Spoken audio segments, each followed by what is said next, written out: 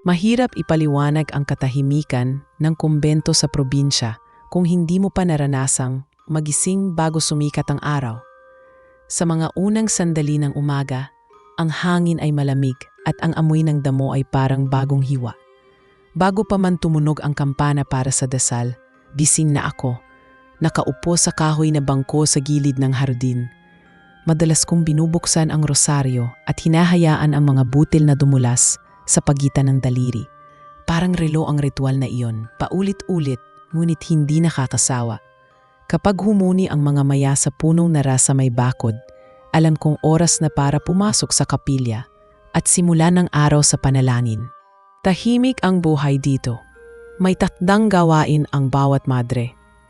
Ako ang madalas na nakatoka sa pag-aayos ng bulaklak sa altar at sa maliit na aklatan ng kumbento. Natuto akong magpahinga sa pagitan ng mga pahina ng lumang dasal at salaysay ng mga santo. Tuwing hapon, lumalabas ako sa bakuran para magtabas ng mga damo at magpunla ng kamatis. Sa gabi, bago matulog, dala ko ang timba para diligan ang mga halamang gabi-gabi ay bumubukas ang bulaklak. Sa paulit-ulit na mga kilos, parang nagiging malinaw ang isip at namamasa-masa ang puso sa mga payat na biyaya. Ngunit may pakiramdam akong unti-unting umuusbong sa mga gabing iyon. Nagsimula ito sa bagay na halos walang halaga. Isang malamig na dampi sa batok habang nakaluhod ako sa likurang piyu ng simbahan. Isang aninong dumaan sa gilid ng pasilyo habang nakatutok ang tingin ko sa kandilang. Kumikindat ang apoy. Minsan naman, tila may amoy ng sariwang talahib na dumadaloy sa loob ng kapilya kahit sarado ang mga bintana. Sa unay inisip kong gawa iyon ng pagod at ng tahimik na imahinasyon na natutong gumawa ng sariling kwento kapag sobra na ang katahimikan. Kaya sinarili ko ang kabagabagan, tinatakan ng panalangin at inihabilin sa Diyos. Makailang beses akong tinanong ni Sister Agnes kung bakit yata mas madalas akong naglalagi sa hardin kapag gumagabi. Nakangiti ko siyang sinagot na mas mabuti ang dilig sa dapit hapon. Totoo naman iyon, pero hindi buo. Sa totoo lang, may inaabangan ako na hindi ko maipaliwanag. Kapag bumabagsak ang liwanag ng buwan sa lumang pader ng kumbento, may humuhugot sa akin palabas. Parang may tahimik na pulso ang hangin sa mga oras na iyon. Hindi ako natatakot. Kung may nararamdaman man akong kilabot, hindi ito nakapapahamak.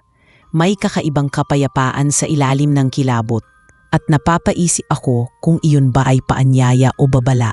Naaalala ko pa ang gabing may brownout. Simbahan lang ang may 2 kandila sa altar at ang 6 na bangko ay may mga bahagyang ilaw mula sa buwan. Nakaupo ako sa pinakalikod, nakatingin sa tabernakulo nang biglang pumihit ang hangin at parang may dumaan sa likod ko. Walang yabag, walang tunog ng silyang gumalaw, pero ramdam ko ang presensya.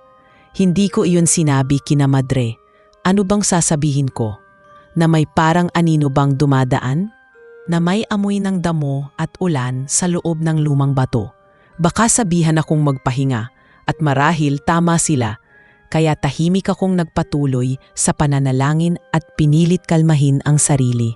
Hindi ko naman tinatakasan ang sarili kong kwento.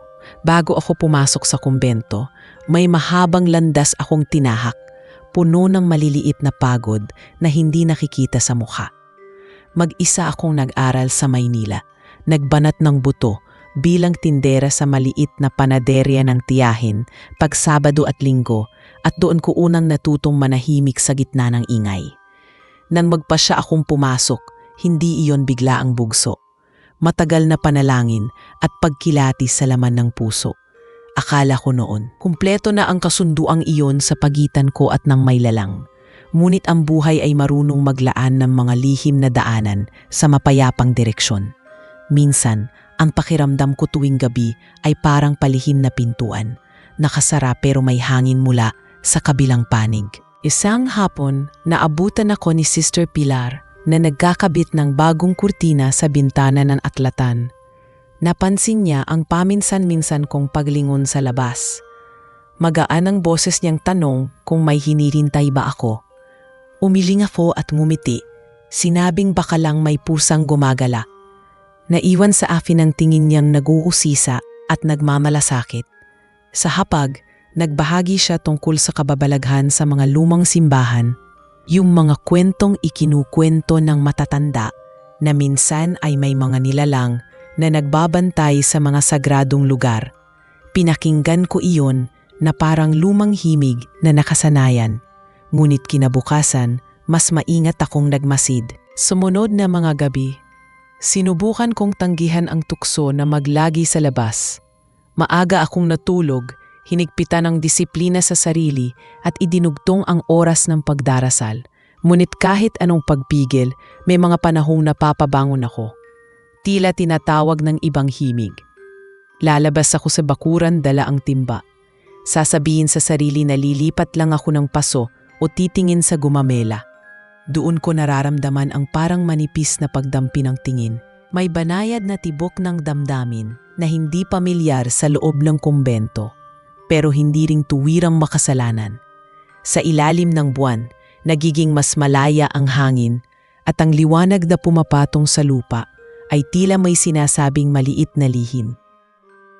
Isang gabing maulap, naupo ako sa lumang batong upuan sa may daplin ng hardin, katabi ng mga dama de noche na nagsisimula ng magbukas.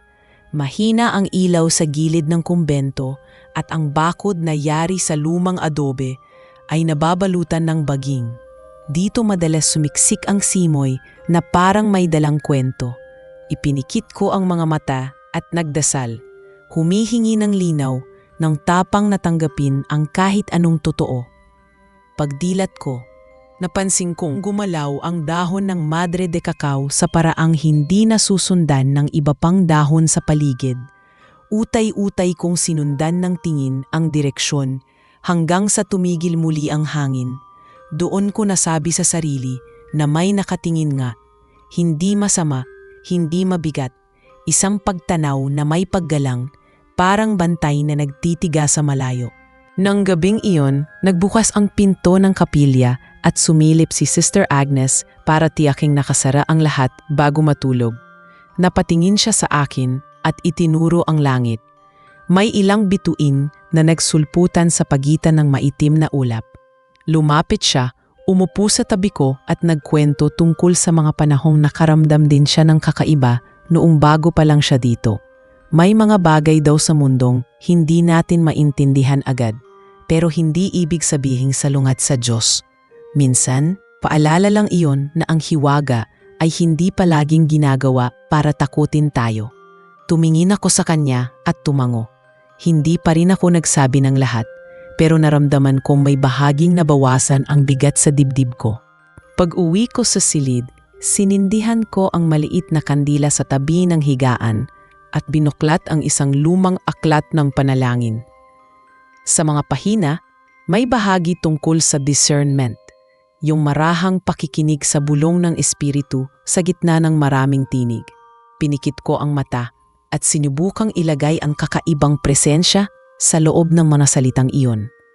Kung babasahin ko ng tapat ang sarili, hindi ko ito mababansagang takot. Hindi rin ito tukso sa paraang mababaw, parang may kamay lang na maingat na kumakatok sa pinto. Hindi nagpipilit, hindi nagmamadali. Kinabukasan, nagpatuloy ang lahat sa natural nitong daloy. Naglinis ako ng sakristiya, naghanda ng mga sisidlan, at nag-ayos ng mapuputing mantel para sa lingguhang misa. Sa pagitan ng trabaho, may maliliit na sandali ng pag-iisip. Baka nga ako lang ito, baka pagod, baka gutom. Ngunit nang magtakip silim at maramdaman ko na naman ang banayad na pagdampi ng simoy, alam kong hindi lang ito kwento sa utak. Sa gilid ng mata ko, may dalaw na hindi nagngangalang sarili at kung sino man siya, kilala niya ang wika ng katahimikan. Hindi ko alam kung kailan ko unang narinig ang tila mahinang pagbigkas ng aking pangalan. Maaaring iyon ay hangin lang na dumausdos sa palapa. Maaaring iyon ay guni-guni. Subalit sa pag-uwi ko sa silid, may naiwan sa akin na katiyakang kakaiba. Hindi ito pagtatapos ng isang tahimik na kabanata. Ito ang simula ng isang pinto na dahan-dahang bumubukas. Sa loob ng katahimikan, may isang paanyaya. Bagaman wala pa akong lakas ng loob para harapin kung sino man ang nasa kabilang dako, naramdaman kong hindi na ako nag-iisa sa pagdarasal tuwing gabi. May bantay sa bakuran, may lihim sa hangin, at sa kauna-unahang pagkakataon mula nang pumasok ako sa kumbento, hindi ko sinarhan ang bintana bago matulog. Sa halip, hinayaan kong pumasok ang malamig na simoy, kasama ang hindi maipaliwanag na kapanatagan na may kahulugan ang lahat ng ito, kahit hindi ko pa alam kung ano. Isang gabing payapa, matapos ang mahabang araw ng gawain sa kumbento, nagpasya akong manatili ng mas matagal sa kapilya. Ang mga ilaw ng kandila sa altar ay kumikindat sa bawat ihip ng hangin na pumapasok mula sa maliliit na bintana.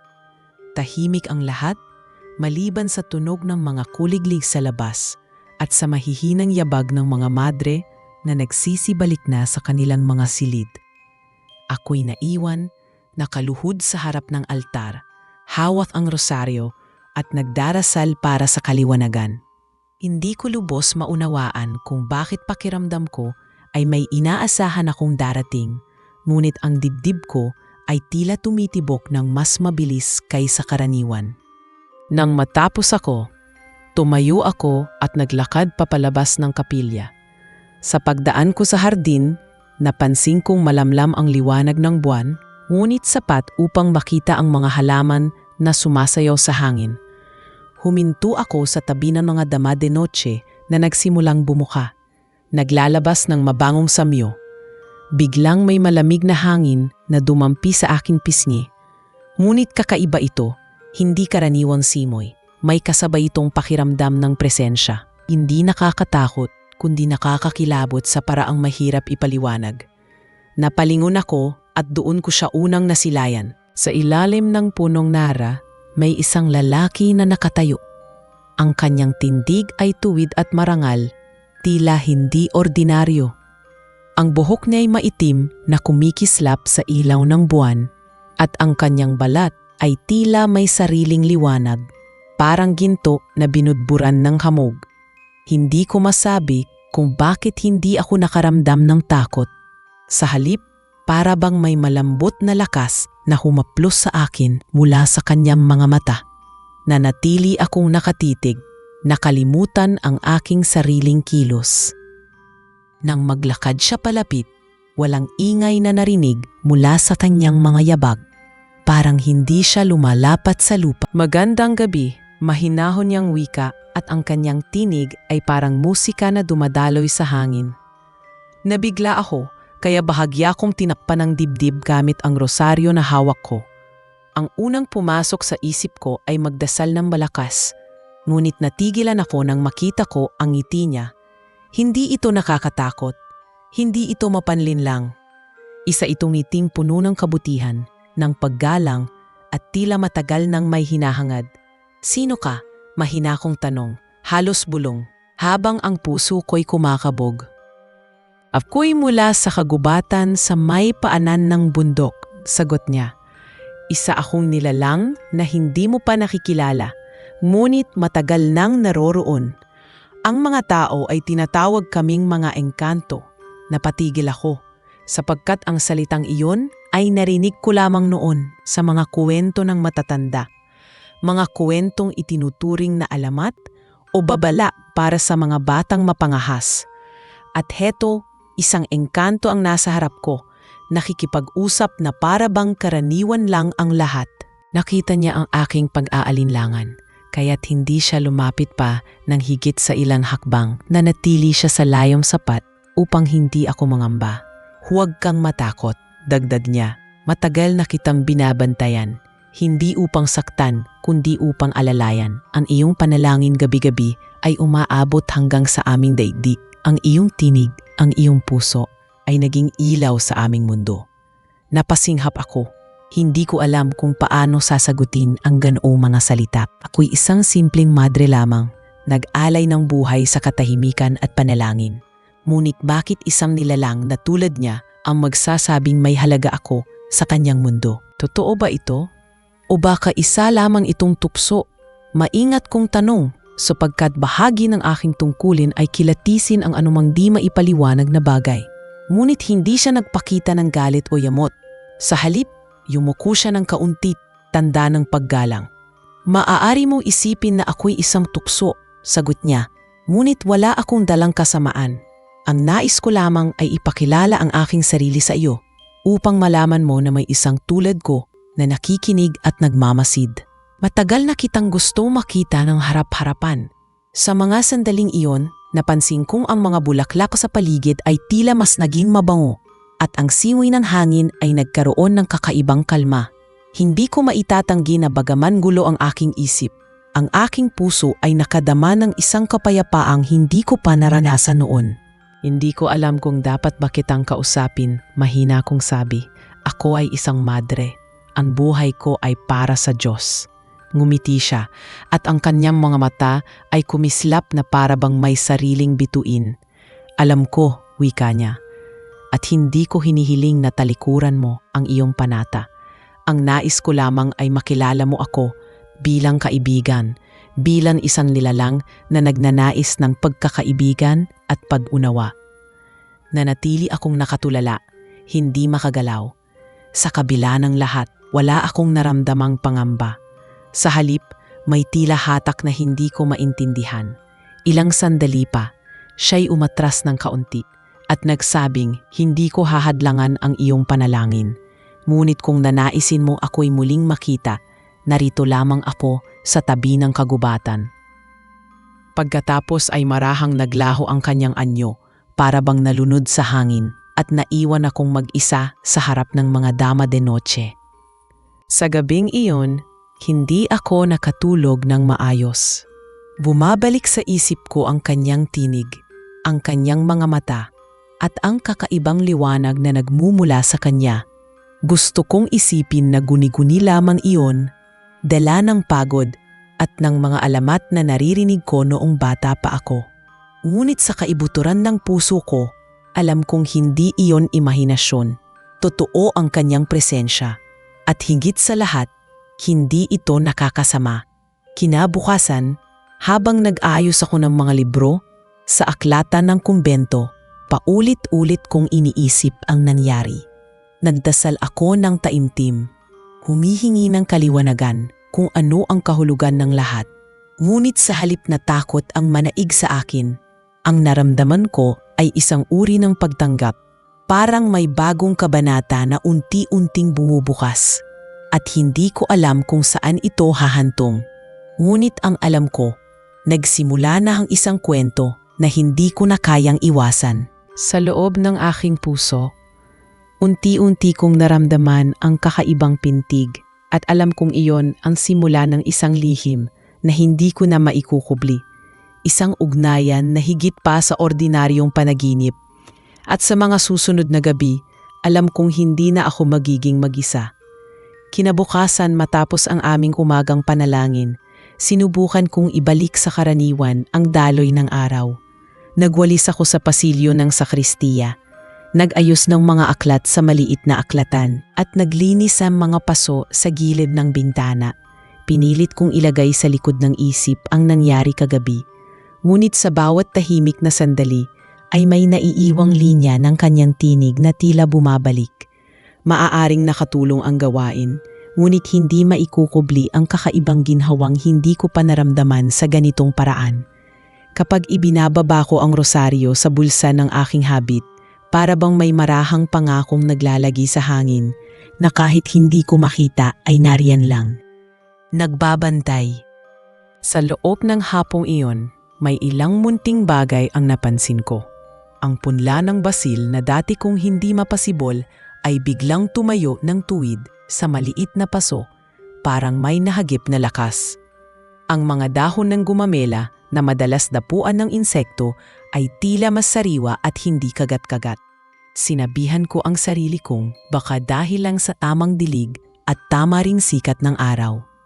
Sinubukan kong iwasan ang pagbibigay kahulugan, saka ako bumaling sa ibang gawain. Ngunit nang sumapit ang dapit hapon at malambing na tumambol ang kampana, alam kong hindi ko maiiwasang lumabas muli sa hardin. Hindi upang maghanap, kundi upang malinawan kung saan ko ilalagay ang mga hangganan ng aking sarili. Paglapit ko sa landas na may lumang bato, naroon siyang muli sa lilim ng Nara. Ngunit na yon ay hindi na siya kasing lapit kagaya kagabi. Para bang ramdam niya ang agwat na kailangan ko. Nakatingin lang siya, walang galaw na makapagpapagulat. At sa tagpong iyon ay ako na mismo ang unang nagsalita. Sinabi kong wala akong nais kundi pagiging malinaw. Sinabi kong ako ay isang madre at ang mundong ginagalawan ko ay may mga panuntunan.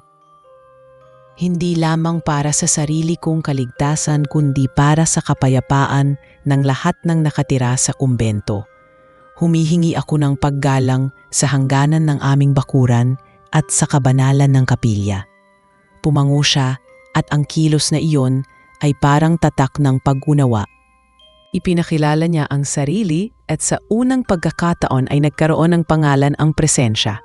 Amihan ng pangalan na minsan daw ay ibinigay sa kanya ng isang matandang mangingisda noong kabataan nito sapagkat dumadating siya sa anyo ng malamig na hangin na nagpapahupa ng init ng tanghali. Sa pagitan ng kanyang mga salita, naramdaman kong hindi siya mapanlinlang.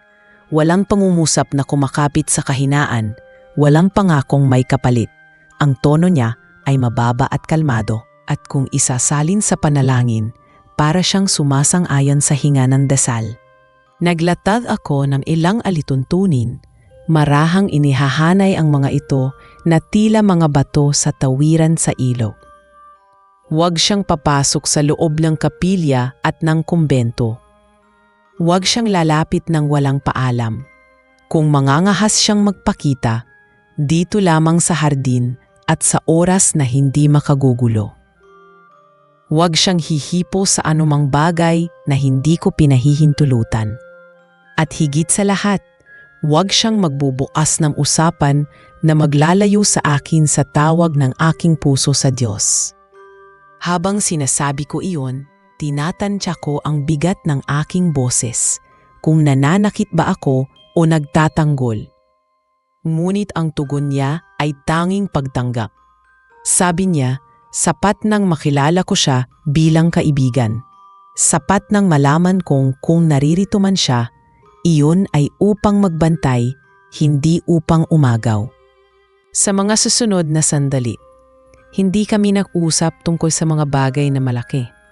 Nagsimula kami sa mga mumunting paksa na parang buto ng tinapay na hinahagis sa paminggalan. Tinanong niya kung bakit paborito ko ang mga damong madaling mangalanta, gaya ng basil at tanglad, at ipinaliwanag ko na sa pag-aalaga sa mahina, mas malinaw ko nakikita ang kamay ng may lalang. Ikinuwento niya ang ilog sa likod ng kagubatan, kung paanong tumataas ang tubig kapag bagong buwan, at kung paanong ang mga puting ibon ay nagtitipon sa isang batong tila altar bago lumipad. Sa bawat salitang inilalatag niya, may pakiramdam akong pamilyar na hindi ko mabigyan ng pangalan. Hindi iyon pag-ibig, marahil ay hindi pa. Ito ay pagkakaibigang walang pilit, pumapasok sa pagitan ng mga hinga. Minsan ay napayuko ako para mag-alis ng tuyong dahon sa gilid ng landas. At doon ko napansing may maliit na tangkay na nakatusok sa lupa. May dahong berde na kasinggaang ng bagong gupit na telang hindi pa nahuhugasan. Iniabot niya iyon sa akin. Sabi niya, hindi iyon salamangka, kundi isang uri ng halamang madaling tumubo sa lupa naming pareho ang tinanggap. Kung itatanim ko raw sa tabing bintana, baka sakaling maging kapakinabangan sa pagluluto at sa paghilom ng ubo. Pinisil ko sa pagitan ng hinlalaki at hintuturo ang dahon at naamoy ang banayad na parang pinaghalong luya at damo. Hindi ko agad kinuha. Binalikan ko sa isip ang aking tuntunin. Pagkatapos ay marahang tumango, hindi dahil sa himala, kundi dahil sa tiwala na marahang tumutubo na parang mismong tangkay sa kamay ko. Pagbalik ko sa aklatan kinabukasan, Itinanim ko ang tangkay sa maliit na paso at ipinuwesto sa bintana. Hindi iyon basta himba-himba lang sumibol, ngunit kaya kong ipakitang kumapit ito ng maayos. Tuwing ikalawang araw, dinidiligan ko at kinakausap sa isip na para bang kapwa naming alam ang pinanggalingan nito. Sa loob ng linggong iyon, ilang ulit pa kaming nagkita ni Amihan sa hardin, sa piling ng mga dahon at tahimik na tala. Hindi araw-araw at hindi rin sa pare-parehong oras, ngunit sapat upang mabuo ang kumpiyansang hindi namin niyuyurakan ang aming hangganan. Kapag naruroon ako, lagi niyang inuuna ang paggalang. Tumitigil siya sa layong itinakda ko at doon lamang nagsisimula ang aming maikling salitaan. May gabing umambon at halos walang buwan. Dala ko ang timba at nadulas ako sa hamog na kumapit sa bato. Hindi siya lumapit upang hawakan ako. Sa halip, may marahang ihip na tila tumulak sa dahon sa gilid ng aking paa at nagsilbing saglit na preno upang hindi ako tuluyang sumubsob. Naitukod ko ang kamay ko sa pader at nakahinga ng maluwag. Narinig ko ang boses niyang mahinang nagsabing mag-ingat. Walang palakpak ng himala, walang mapanghamong pagyayabang. Tanging paalala lamang na nariyan siya, nakatingin mula sa agwat na pareho naming pinili. Sa isang pag-uusap, nabanggit niya na may mga bagay na hindi niya matatagalan sa loob ng aming bakuran. Ang tunog daw ng mabigat na bakal, gaya ng lumang kampana, ay tila may bigat na hindi niya maipaliwanag. Ang usok ng kamanyang sa kapilya ay parang usok ng bundok na hindi niya mahinga ng matagal. Kaya hindi siya tumatawid doon, hindi dahil ipinagbabawal ko, kundi dahil may hangganang natural na inilagay sa pagitan ng kanyang mundo at ng amin. Sa pakikinig ko, nagkakaroon ng hugis ang aking pag-unawa. Hindi ito kwento ng pananakop o pagkaakit. Mas isa itong kasunduang kusang pinili, kasunduang may marahang paggalang. Kapag mag-isa ako sa silid sa gabi, nagbubukas ako ng aklat ng panalangin sa bahagi tungkol sa pakikinig sa loob. Tinututukan ko ang tanong na ano ang kaibigan sa gitna ng panata. Sa buhay kumbento, sanay kami sa apostolado at sa pagkakaibigang walang pag-angkin, sa pagdamay na hindi humihiling ng kapalit. Sa harap ng tanong na iyon, ang mukha ni Amihan ay hindi tanggulo, bagkus paanyaya na linawin ang kahulugan ng mga salitang matagal ko nang sinasambit. Kapag umaga, sinisikap kong dalhin ang kapayapaang iyon sa paghahanda ng altar at sa tahimik na paglalakad sa pasilyo. Walang nagbabago sa aking tungkulin.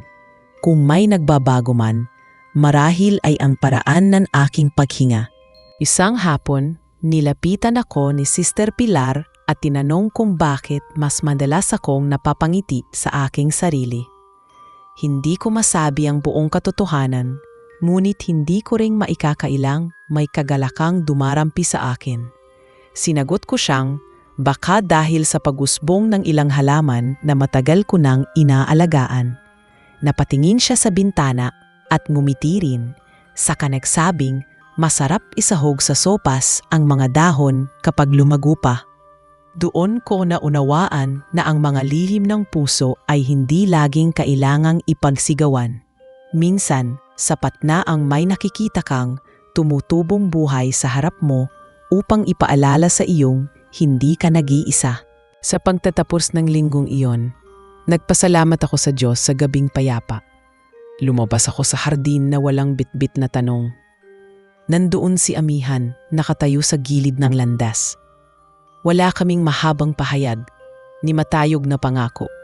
Sinabi ko lang na maaari ko siyang ituring na kaibigan kung higagalang niya ang hangganan. At kung ang lahat ng aming pag-uusap ay maghahatid sa akin, hindi palayo, kundi palapit sa kabutihan. Tumango siya at sa anyo ng kanyang pagtango ay ang tahimik na sumpang walang salitang inililista. Sa oras na iyon, ang gabi ay parang malinis na pahina at ang mga kuliglig ay nagsisilbing marahang pananda na buhay ang paligid. Umuwi akong buo ang loob, Hindi ito kwento ng pagtataksil, hindi ito lihis sa dasal. Ito ay pag-aaral na makinig sa pagitan ng paghinga upang marinig ang paanyaya ng kabutihan kahit nagmumula sa mundong hindi ko ganap na maipaliwanag. Sa mga susunod na araw, alam kong may mga tanong pang dadapo, may mga bulong-bulungan marahil, at may mga gabi na baka hindi ko maintindihan ang sarili. Ngunit sa gabing iyon, malinaw sa akin ang isa. May kaibigan akong nagngangalang Amihan na nananatili sa layong aking itinakda, at ang puso ko, sa kabila ng lahat, ay tahimik na natutong magpasalamat. Sa katahimikang iyon, natagpuan ko ang uri ng kapayapaan na bihirang makita sa mainay na mundo, at marahil iyon ang simula ng mas malalim na pag-unawa sa tawag na matagal ko nang sinusunod. Noong sumunod na mga gabi, naging parang lihim naming orasan ang dapit hapon. Kapag nababawasan ang ingay sa kusina at nagsisimula ng magpahinga ang mga kasama kong madre, dahan-dahan akong lalabas, magdadala ng tabo at gunting na parang ang pakay ko lang ay mag-alis ng tuyong dahon at magsiyasat ng mga paso. Sa totoo, iyon ang aming palatandaan.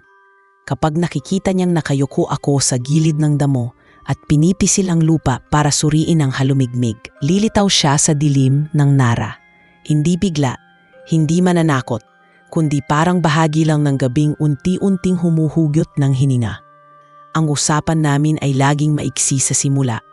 Wari pinangangapanganan kung saan magsisimula, at saka nagiging mahaba dahil walang pilit.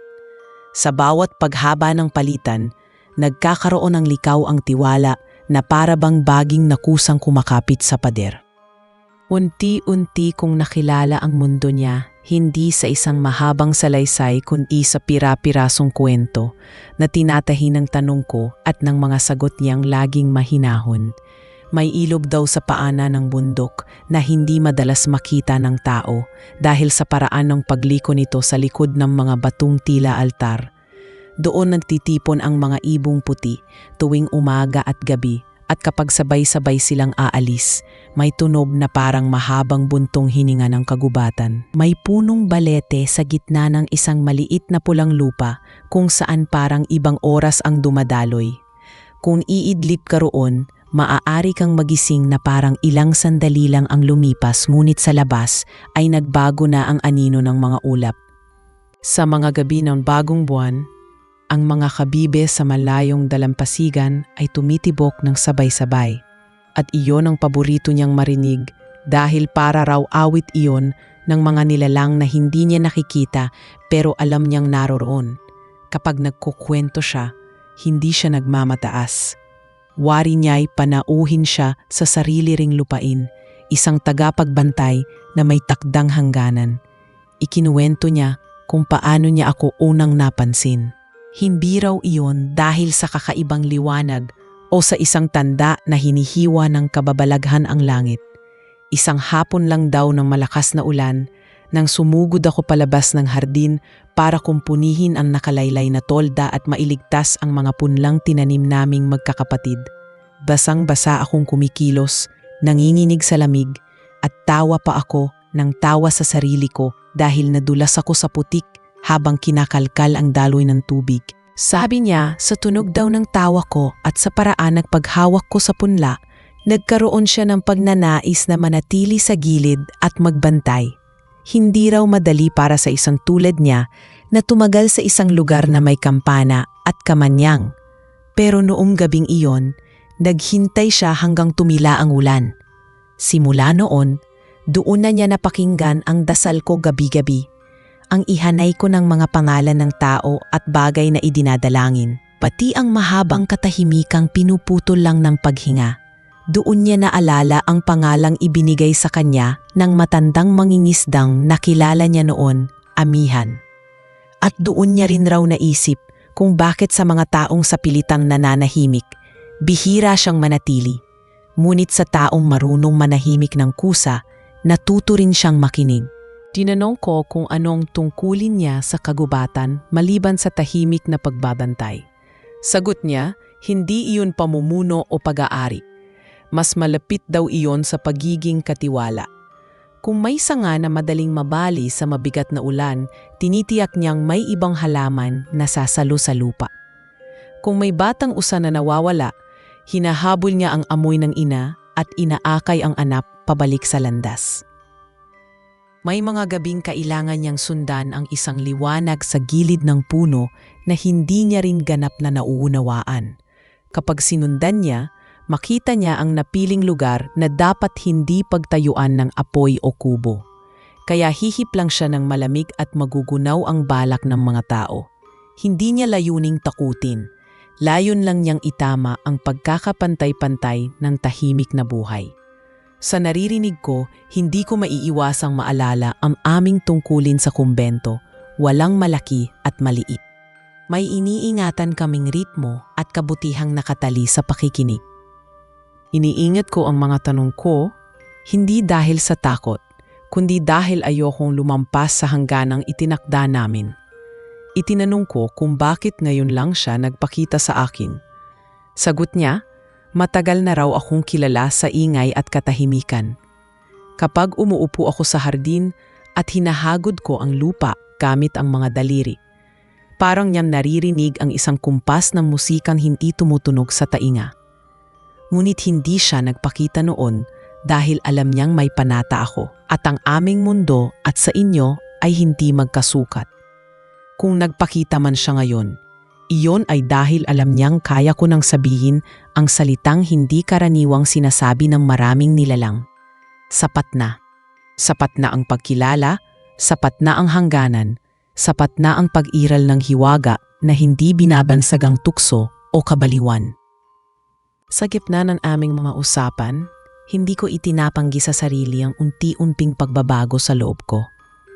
Pagbalik ko sa silid tuwing gabi, hinahaplos ng kamay ko ang gilid ng kama bago maupo at pinapayagan ko ang katahimikan na magpuno sa akin ng lakas. Hindi na ako naghahanap ng palatandaan na magpapatunay na totoo siya. Sapat na ang panibagong paraan ng paghinga ko. Ngunit kasabay nito, naroon ang bigat ng pagsusuri. Ako ay madre at may mga araw na sinusukat ko ang bawat salita kong sinasabi sa kanya. Iniisip kong ang bawat tawa at tugon ay nagbubukas ba ng pinto na hindi ko dapat buksan. Iyon ang lihim na tinatahak ko, ang paglalakad sa pagitan ng tiwala at disiplina.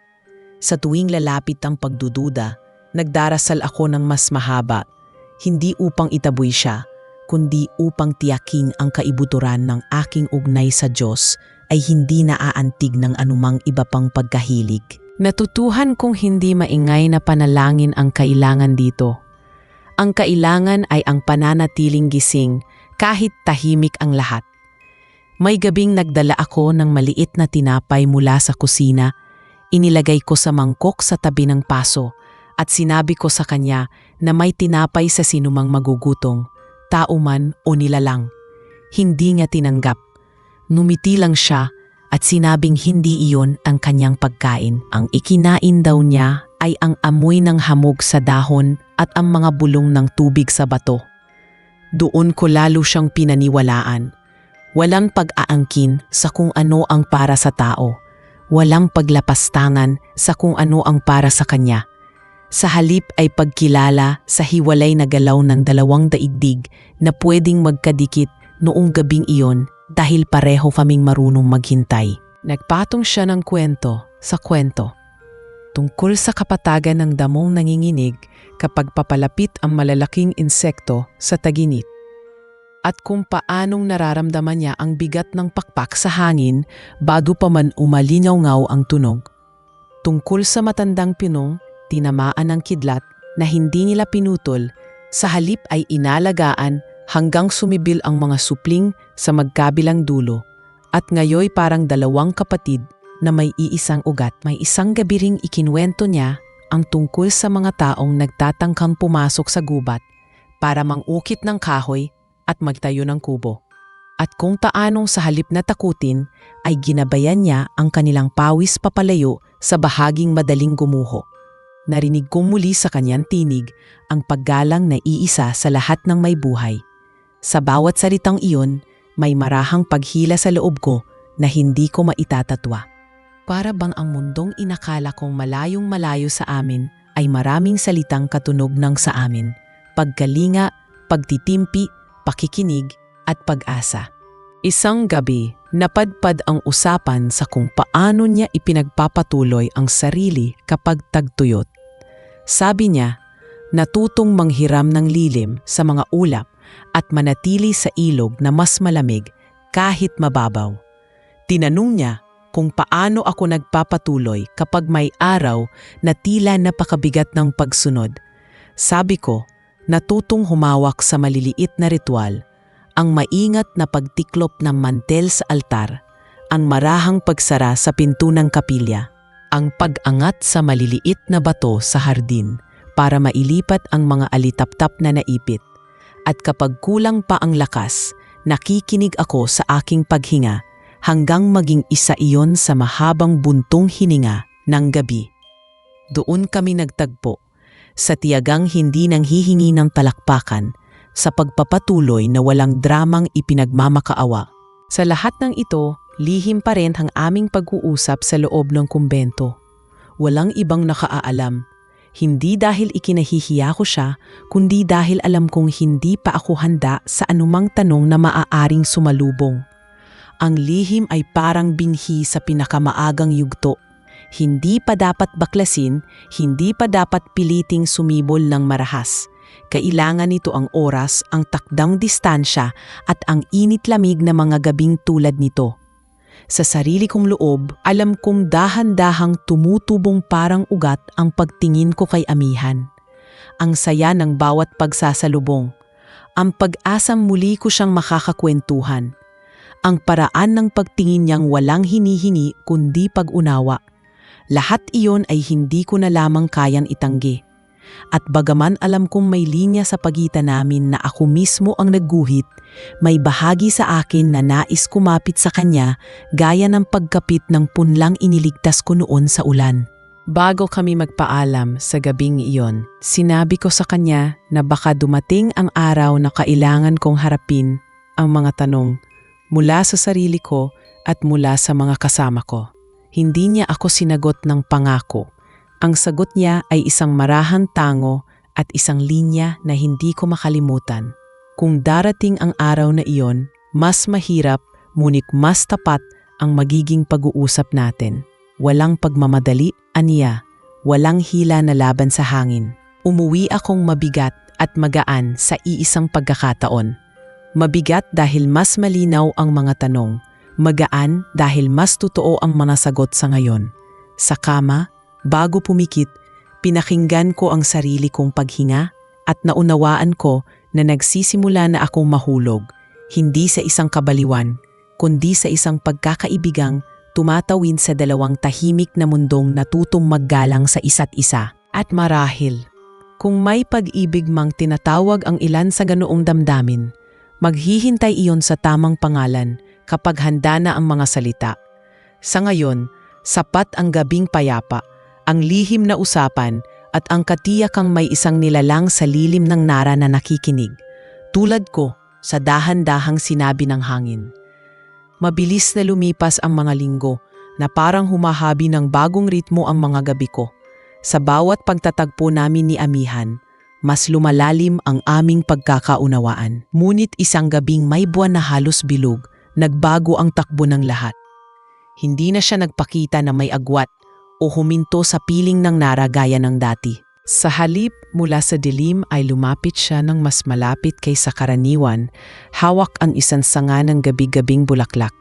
Nakita ko agad ang kakaibang ningning sa kanyang mga mata. Hindi iyon basta kaibigan lamang ang ibig ipahayag.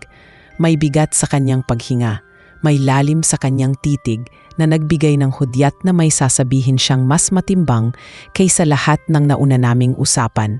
Tahimik akong nakatayo, nakahawak sa rosaryo sa aking bulsa. Alam kong may darating na salitang hindi ko maiiwasan. At nang sa wakas ay nagsalita siya, malinaw at marahan ang bawat pantig. Matagal na kitang iniingatan, sabi niya, at sa bawat gabing kasama kita, mas lalo kong nakilala ang sarili ko.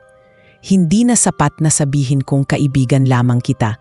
Ang totoo, mahal kita. Huling dalawang salita ay nagpatigil sa lahat sa paligid. Kahit ang mga kuliglig ay tila tumigil sa kanilang pag-awit. Ramdam kong kumabog ang puso ko sa paraang hindi pa nito naranasan. Hindi ko alam kung anong sasabihin, ngunit hindi ko rin magawang lumayo. Para akong nakapako sa lupa, sinusukat ang bigat ng kanyang damdamin, laban sa bigat ng aking panata. Sa unang pagkakataon, nakita ko si Amihan na tila natatakot. Bagamat engkanto siya, makapangyarihan at hindi tulad nating mga mortal, ang kanyang mga mata ay nagtataglay ng pag-aalinlangan. Takot na baka tanggihan o itaboy ko siya. Hindi ko hinihiling na isuko mo ang lahat. Dagdag niya, hindi ko hinihiling na talikuran mo ang Diyos na mahal mo. Ang hinihiling ko lang ay hayaang manatili sa iyo ang pagmamahal kong ito, kahit hindi mo ito tanggapin. Marahan kong napakawalan ang rosaryo sa aking bulsa at hinayaan ang aking mga kamay na malayang bumagsak sa gilid. Hindi ko inaasahan na maririnig ko ang ganitong mga salita mula sa isang nilalang na hindi ko man lang inisip na magiging bahagi ng aking buhay. Ngunit narito siya, hayag na nagbubukas ng damdaming matagal niyang ikinubli. Nang gabing iyon, nagulo ang lahat sa loob ko. Ang utak ko'y nagsisigaw ng pagtutol, nagpapaalala ng mga panatang binitawan ko, ng mga pangakong kailanman ay hindi dapat mabasag. Ngunit ang puso ko'y kumakaba sa kakaibang paraan. Hindi ito tukso lamang. Ito'y isang damdaming may dalisay na ugat at hindi ko alam kung paano ko ito haharapin. Ang tanging nasabi ko lamang ay, hindi ko alam kung anong dapat kong maramdaman. Ako ay madre. Hindi ako ginawa para sa ganitong uri ng damdamin. Ngunit ngumiti lamang siya, bagamat may lungkot sa kanyang mga mata. Wala akong hinihingi kundi ang katotohanan, sagot niya.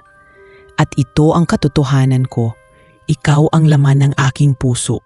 Kinabukasan, sinubukan kong ipagpatuloy ang aking mga tungkulin na parang walang nagbago.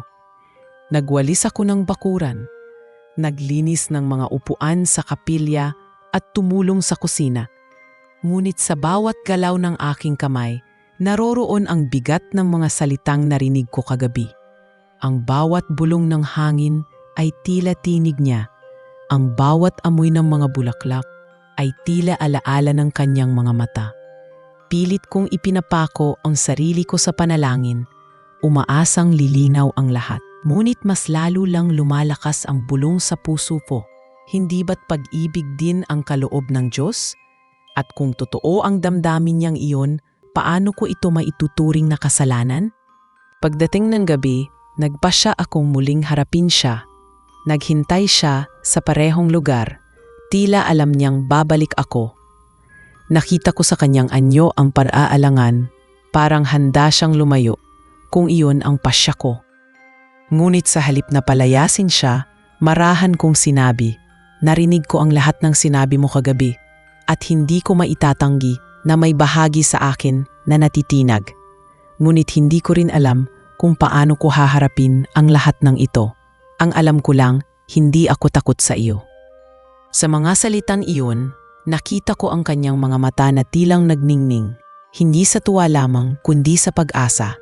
At sa unang pagkakataon, hindi ko itinuring na kasalanan ang pakiramdam kong iyon. Itinuring ko itong isang lihim na pagsusulit, isang hamon sa pagitan ng aking puso at ng aking pananampalataya. Simula noon, naging mas madalas ang aming pag-uusap tungkol sa mga bagay na hindi basta damdamin. Tinulungan niya akong mas makita ang kagandahan ng mundo.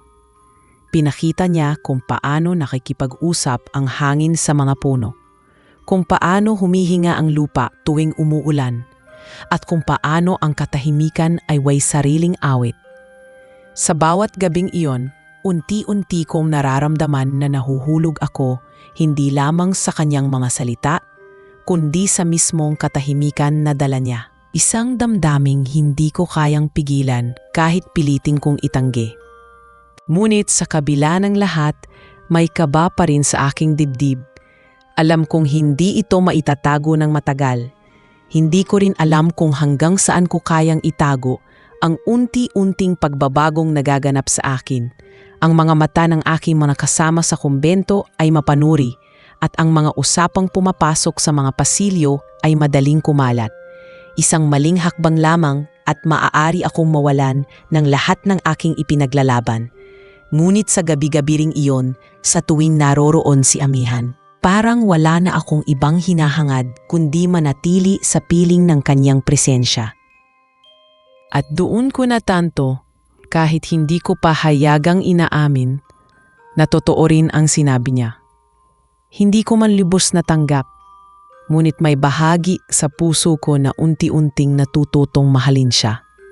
At iyon ang lihim na pilit kong tinatago.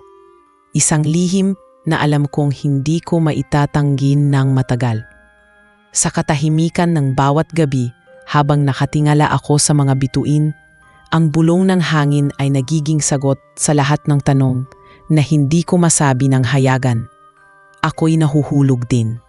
Matapos ang gabing umamin si Amihan ng kanyang damdamin, hindi na muling naging gaya ng dati ang mga araw ko. Sa bawat pagtunog ng kampana para sa dasal, nadadagdagan ng bigat ang aking dibdib. Sa bawat pagbukas ng aklat ng panalangin, tila may kasabay itong mga tanong na hindi kayang sagutin ng kahit anong talata. Alam kong naglalaban ang aking konsensya at ang damdaming unti-unting sumisibol sa puso ko. Tuwing umaga, habang nakaupo ako sa kahoy na bangko ng hardin, inihila ako ng aking isipan pabalik sa mga gabing kasama ko siya. Ang mga salitang nagmula sa kanyang labi, ang titig na puno ng katiyakan at pag-asa, at ang mga sandaling pakiramdam ko'y hindi ako nag-iisa sa mundong ito. Ngunit kasabay nito, paulit-ulit na kumakabog sa aking puso ang tanong, ano ang mangyayari kung tuluyan kong hayaan ang sarili kong mahulog? Sinubukan kong umiwas. Ng mga sumunod na gabi, hindi ako lumabas ng hardin. Nanatili ako sa loob ng silid, nakahiga, ngunit hindi mapalagay. Kahit nakapikit ang mga mata, nararamdaman ko ang presensya niya sa labas. Hindi pilit, hindi nagbabantang pumasok, kundi marahang naghihintay. Mas lalo akong naguluhan. Kung tunay siyang tukso, dapat ay nawala na siya nang iniwasan ko. Ngunit naroon pa rin siya. Marahil ay nagbabantay lamang, hindi kumikilos, hindi nang hihimasok. Doon ko naisip, kung ganun, hindi ba't mas lalo kong dapat timbangin ang aking nararamdaman? Dahil ang isang tukso ay mapilit, ngunit ang kanyang presensya ay tuno ng pagpipigil. At iyon ang lalong bumabagabag sa akin. Hindi ko siya kayang tawaging kasalanan kung ang lahat ng ipinapakita niya ay pawang paggalang. Isang gabi, hindi ko na kayang tiisin ang sariling pag-iwas. Lumabas ako sa hardin, bit-bit ang lampara, at doon ko siyang muling nasilayan, nakaupo sa lilim ng punong nara. Hindi siya nagsalita agad, hindi rin siya tumayo. Ako ang unang bumasag ng katahimikan. Hindi kita kayang harapin nang walang tanong, wika ko. Ako ay madre, binigay ko ang buhay ko sa Diyos. Ngunit bakit hindi ko kayang itanggi ang tibok ng aking puso tuwing kasama kita? Hindi ba't kasalanan ito? Doon siya tumingin sa akin, at sa kanyang mga mata ay hindi ko nakita ang paghahabol o pagmamakaawa. Ang nakita ko ay pag-unawa. Kung sa puso mo ay may tanong, sagot niya, huwag mo muna itong tawaging kasalanan. Tawagin mo itong pagsubok. Sapagkat ang tunay na pananampalataya ay hindi lamang nasa pagtanggi, kundi sa pagharap sa katotohanan ng iyong puso. Napayuko ako. Ilang sandali akong hindi nakapagsalita. Naramdaman kong tumulo ang luha sa aking pisngi. Matagal na panahon na akong nakalubog sa mga panata at hindi ko inakalang darating ang araw na maiipit ako sa pagitan ng dalawang bagay na pareho kong hindi kayang isuko, ang Diyos at ang damdaming natutunan kong yakapin nang hindi sinasadya. Naramdaman kong lumapit siya, hindi upang hawakan ako, kundi upang mas marinig ko ang kanyang tinig. Hindi ko hinihiling na piliin mo ako, wika niya. Ngunit kung pipiliin mo man ako balang araw, hindi iyon pagtataksil sa iyong pananampalataya. Pag-ibig din ang hatid ko, at ang pag-ibig, saan man ito magmula, ay hindi kailanman laban sa Diyos. Matapos ang gabing iyon, mas lalo akong lumubog sa pananalangin. Ngunit kakaiba ang aking dasal. Hindi na ito dasal ng paghingi na mawala ang nararamdaman. Sa halip, ito ay naging dasal ng pag-unawa. Paano ko tatanggapin ang katotohanan ng aking puso nang hindi itinatakbil ang panata kung minahal ko rin? Sa bawat ama namin at Aba Ginoong Maria, marahan kong hinuhubog ang sagot. Ngunit wala pang dumadating na linaw. Ang meron lamang ay ang patuloy na paglaban ng aking konsensya at damdamin. Kapag ako'y nag-iisa, napapabulong ako ng Panginoon, gabayan mo ako. At kapag ako'y kasama ng mga madre, pinipilit kong ikubli ang lungkot sa pamamagitan ng mga ngiti. Hindi ko maikakaila na unti-unti ring lumalalim ang pakiramdam ko kay Amihan. Hindi ito basta paghanga. Sa bawat simpleng kwento niyang tungkol sa kanyang mundo, pakiramdam ko'y natututo akong mas mahalin ang nilikha ng Diyos. Ang mga puno, ang mga hayop, ang katahimikan ng gabi. Sa bawat sandaling kasama ko siya, para bang bumubukas ang isang pintuang dati kong hindi nakikita. Ngunit kasabay nito, naroon ang bigat ng aking panata. May mga oras na tinitignan ko ang krusipyo sa apilya at naiiyak, sapagkat alam kong hindi ako naging madre para lamang madala ng sariling puso. Ngunit hindi ko rin maiwasang isipin, marahil ay may dahilan kung bakit pinahintulutang Diyos na makilala ko siya. Isang gabi, habang magkatabi kaming nakaupo sa bato sa hardin, naglakas loob akong itanong ang matagal ko nang gustong itanong. Amihan, wika ko, kung sakaling hindi ko kayang piliin ka, anong gagawin mo? Tumingin siya sa akin at bagamat mahina ang kanyang ngiti, ramdam ko ang katatagan sa kanyang tinig. Mananatili akong nagbabantay, sagot niya, sapagkat ang pagmamahal ko ay hindi nakatali sa iyong pagpili. Ang pagmamahal ko ay narito at iyon ang katotohanan. Kahit hindi mo ako piliin, mahal pa rin kita. Sa mga salitang iyon, muli akong napaluha, sapagkat iyon ang unang pagkakataon na naramdaman kong ang damdaming iyon ay hindi lang tungkol sa pag-angkin, kundi tungkol sa pag-alay. Doon ko napagtanto na marahil hindi ko kailangang ituring na kaaway ang aking nararamdaman. Hindi pa rin malinaw kung ano ang magiging kahihinatnan ng lahat.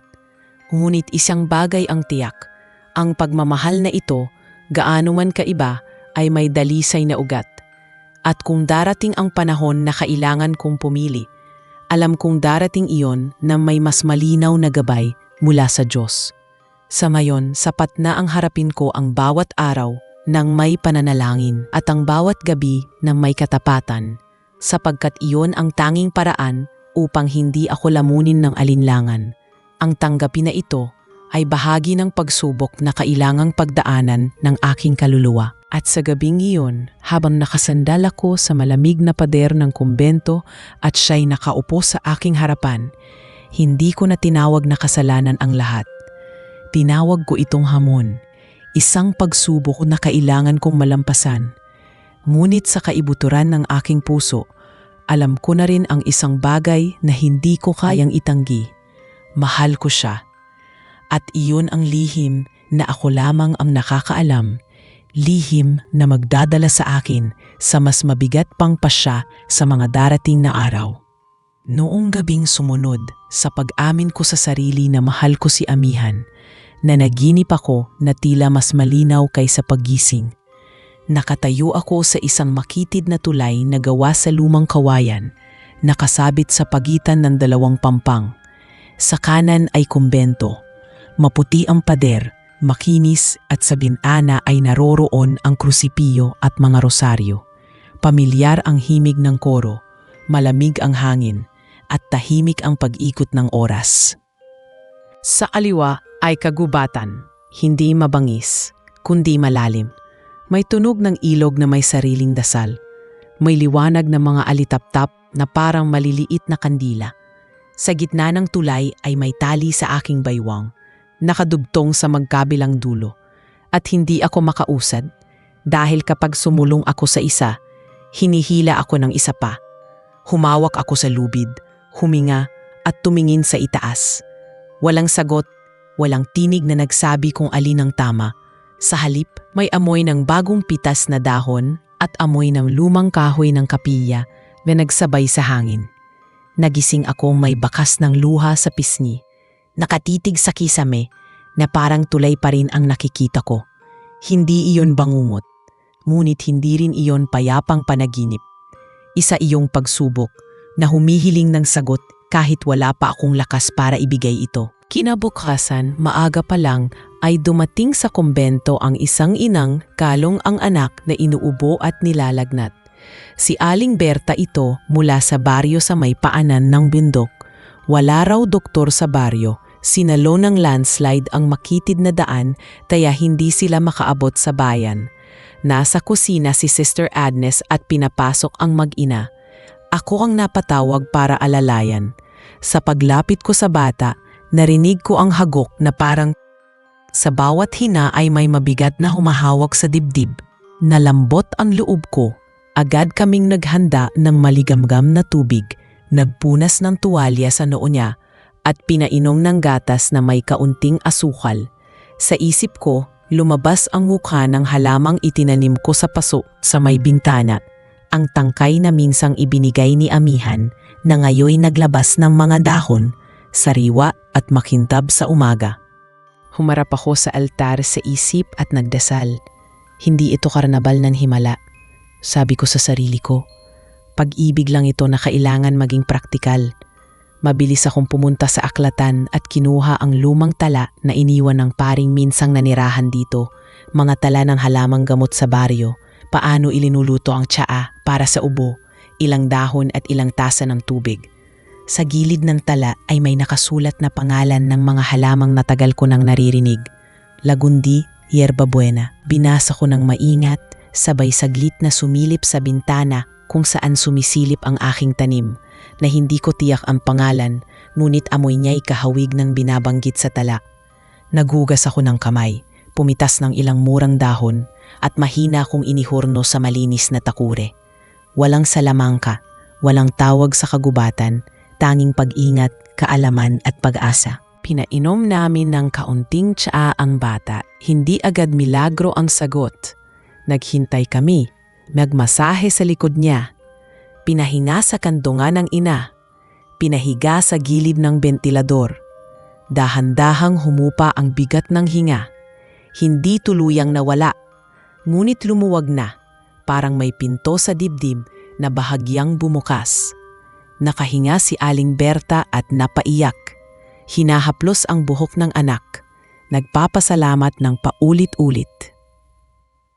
Sinabi kong kailangan pa rin nilang magpatingin sa doktor kapag maayos na ang kalsada. At sa ngayon, bantayan ang init at ubo. Bigyan ng tubig, guminhawa ang paghinga. Umupong ako sa gilid, nakatitig sa maliit na tasa at naisip ko, ang bagay na minsan ay inabot mula sa isang mundo, papunta sa isa pa ay nagamit ko sa kabutihan. Hindi ko naramdaman na iniwan ko ang Diyos sa hakbang na iyon.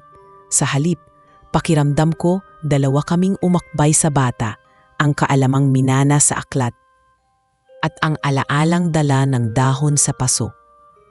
Gabi na nang muling sumapit ang oras ng katahimikan. Nasa kapilya ako ng matagal, walang hinihingi, tanging pakikinig lang. Ngunit kakaiba ang gabing iyon. Parang tuyong ilog ang dasal, maraming batong nakahambalang, maraming salita, pero kakaunti ang agos. Sa ganitong mga oras ko madalas marinig ang sariling hinga at palagayang loob. Ngunit na yung gabi, puro tanong ang lumalabas. Anong uri ng pag-ibig ang hindi sumasalungat sa panata? Alin ang tapang at alin ang paghadlang? Saan nagtatapos ang pag-ibig sa Diyos? At saan nagsisimula ang pag-ibig sa kapwa? Umupo ako sa pinakalikod na bangko at ipinikit ang mga mata. Sa dilim ng talutap ko, bumalik ang tulay sa panaginip, ang dalawang pampang at ang tali sa aking baywang. Nagdasal ako ng tahimik. Kung pagsubok ito, Panginoon, pahintulutan mo akong maging tapat. Paglabas ko sa bakuran, hindi ko alam kung inaasahan kong naroon si Amihan. Ngunit gaya ng maraming gabing natutuhan na ng katawan ko ang lihim na orasan, naroroon siya, nakasandal sa lilim ng punong nara. Hindi siya lumapit. Ako ang unang nagsalita, hindi upang lumambot, kundi upang magsabi ng totoo. Sinabi kong lumapit kanina si Aling Berta na may sakit na anak at ginamit namin ang halamang nasa bintana. Sinabi kong nakatulong iyon at ako'y nagpapasalamat. Hindi niya ikinulong ang ngiti. Mahinang tumango lang siya, parang sinasabi, sapat na ang kaalaman para maging kabutihan.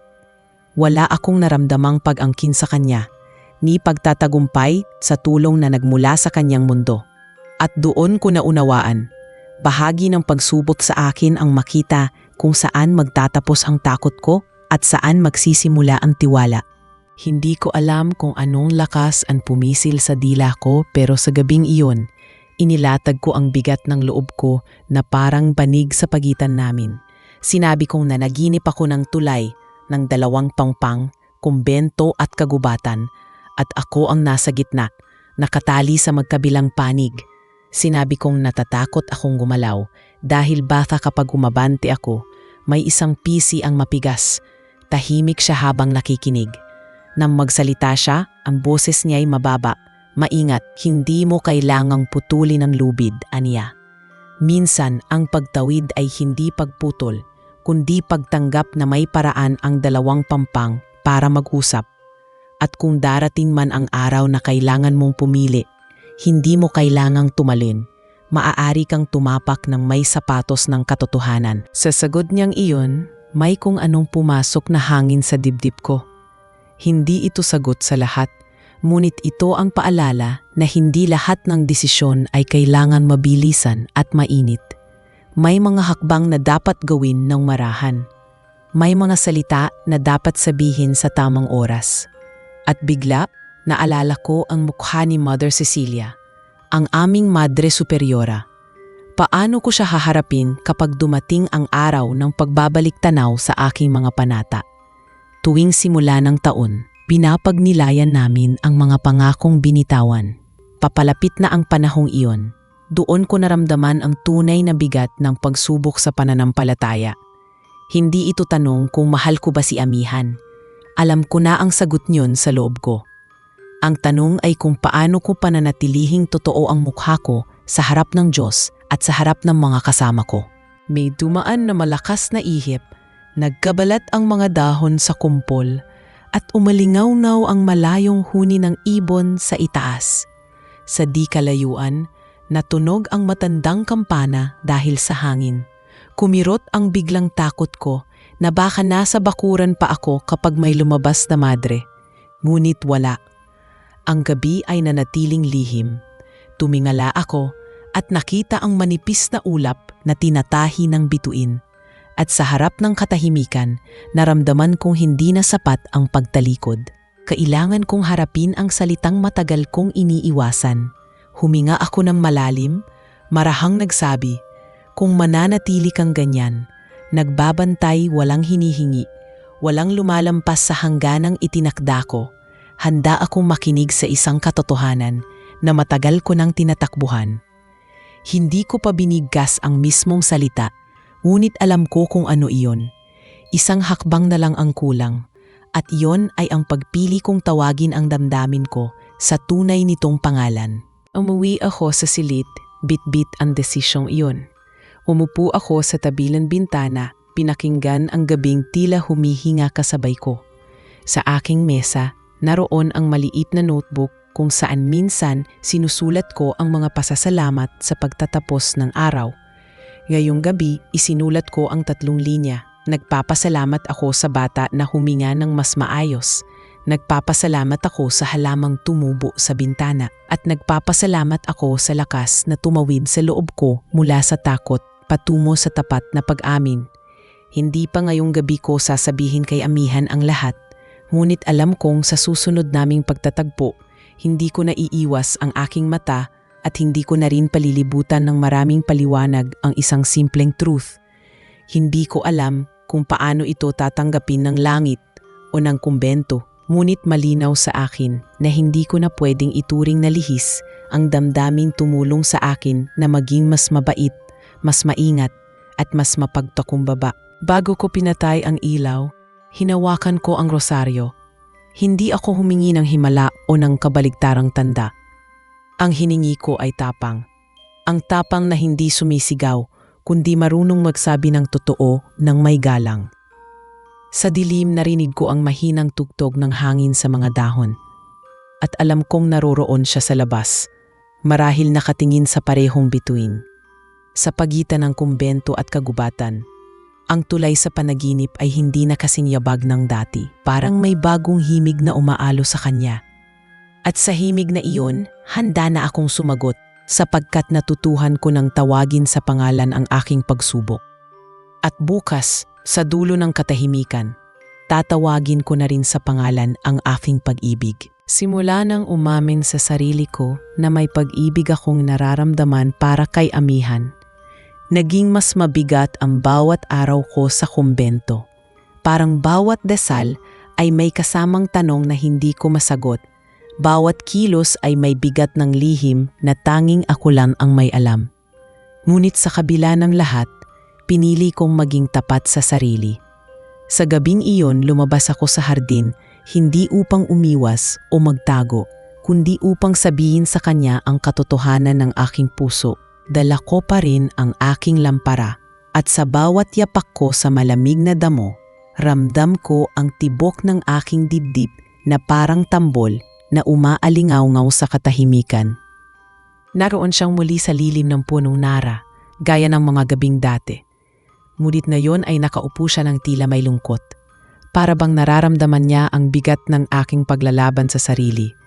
Hindi siya agad nagsalita at ako man ay hindi muna nakapagsalita. Ilang sandali kaming tahimik na nagkatitigan. Sa huli, ako ang unang bumigkas.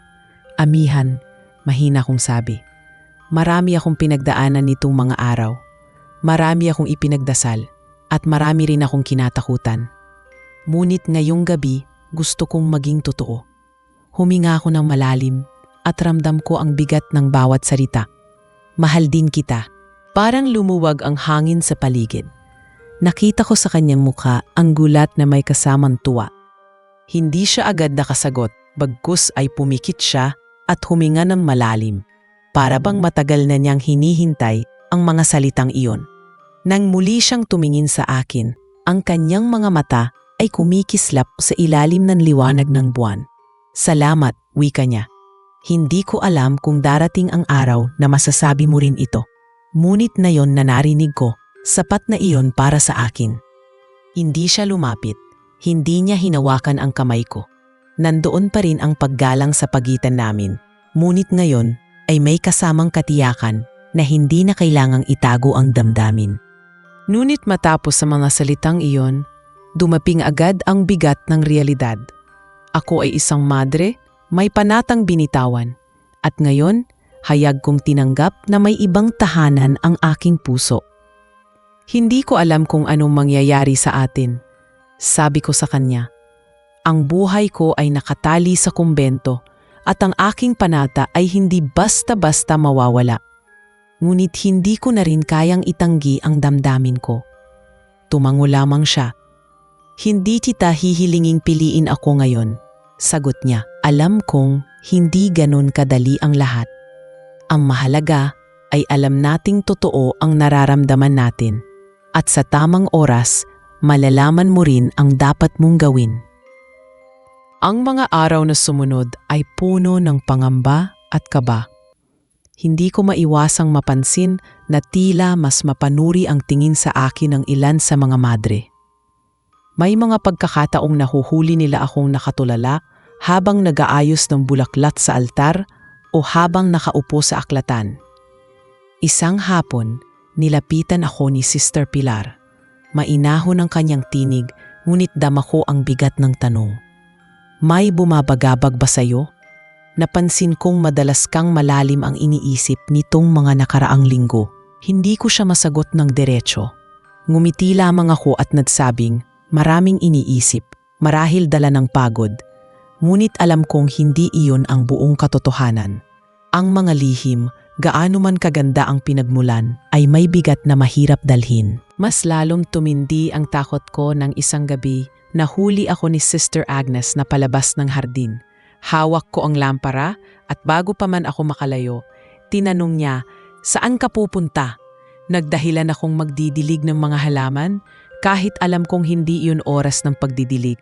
Hindi na siya nagtanong pa, ngunit nakita ko sa kanyang mga mata ang alinlangan. Doon ko naisip na hindi magtatagal at mapapansin nila ang aking mga kilos. Lalong lumakas ang aking kaba. Paano kung isang gabi ay may makakita sa amin ni Amihan? Paano kung lumabas ang katotohanan? Kinuwento ko ito kay Amihan at kita ko ang lungkot sa kanyang mukha. "Ayokong maging dahilan ng pagkasira ng buhay mo sa kumbento," sabi niya.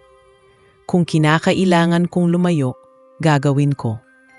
Agad akong umiling. Hindi iyon ang ibig kong sabihin. Hindi ko alam kung ano ang tamang gawin. Ngunit ang sigurado, ayokong mawala ka. Ayokong ituring ang ating pagmamahalan na isang pagkakamali lamang. Doon siyang umiti, kahit may lungkot pa rin sa kanyang mga mata. "Kung ganon, magtiwala ka na darating ang tamang oras para sa atin. Hindi ko alam kung paano, ngunit naniniwala akong may dahilan kung bakit pinagtagpo tayo." Sa mga gabing sumunod, mas naging maingat kami. Hindi na kami nagtatagal ng matagal sa hardin. Hindi na rin siya lumalapit ng husto. Madalas ay nag-uusap lamang kami sa ilalim ng buwan. Mabilis, maiksi at puno ng pag-asa. Ngunit kahit maiksi ang mga sandali, sapat na iyon upang magpatuloy akong lumaban sa sarili kong pangamba. Ang bawat salitang binibitawan niya ay tila apoy na nagbibigay lakas sa akin. At sa kabila ng lahat, ramdam ko na mas lalong lumalalim ang pagmamahal ko sa kanya. Ngunit kasabay nito, mas lalo ring lumalakas ang boses ng aking konsensya. Sa bawat misa, sa bawat panalangin, nararamdaman kong tinitimbang ako ng Diyos. At hindi ko alam kung paano ko maipapaliwanag ang lahat ng ito kung dumating ang araw na kailangan kong humarap at ipagtapat ang aking lihim. Ang tanging sigurado lamang ako ay hindi ko kayang ituring na kasalanan ang pagmamahal ko kay Amihan, sapagkat ang damdaming ito, gaano man kahirap, ay nagbukas sa akin ng mas malalim na pag-unawa sa pag-ibig. Isang pag-ibig na hindi ko inaasahan, ngunit hindi ko rin kayang takasan. At doon ko naunawaan, ito na ang simula ng mas malaking laban na haharapin ko. Hindi laban kay Amihan, kundi laban sa sarili kong takot at sa pananampalatayang sinusubok ng damdaming hindi ko inaasahan. Sa mga darating na araw, kailangan kong pumili kung paano ko ipagpapatuloy ang landas na ito. Ngunit sa gabing iyon, sapat na ang isang bagay na malinaw. Mahal ko siya at hindi ko na itatago ang katotohanang iyon sa aking puso. Hindi nagtagal at nagsimulang magkaroon ng bulung-bulungan sa loob ng kumbento. Hindi ko alam kung paano nagsimula, ngunit napansin kong mas madalas akong titigan ng ilan kong kasama. Kapag nakatalikod ako, tila may mga paanas na usapan, at kapag humaharap naman ako, biglang nagiging tahimik ang paligid. Unay hindi ko pinansin. Inisip ko na baka ako lamang ang nagiging sobrang mapagmatyag. Ngunit isang gabi, habang nag-aayos ako ng mga bulaklak sa altar, lumapit si Sister Agnes. Mahina ang kanyang tinig, ngunit dama ko ang bigat ng kanyang tanong. "Ano ba ang madalas mong ginagawa sa labas kapag gabi?" Nanlamig ang aking mga palad. Sinabi kong madalas akong nagdarasal sa hardin, na minsan ay humihingi ako ng katahimikan. Ngunit hindi siya nakontento. "Bakit parang mas madalas kang wala kapag hinahanap ka? At bakit tila may kakaibang ningning ang mga mata mo nitong mga araw?" Hindi ko alam ang isasagot.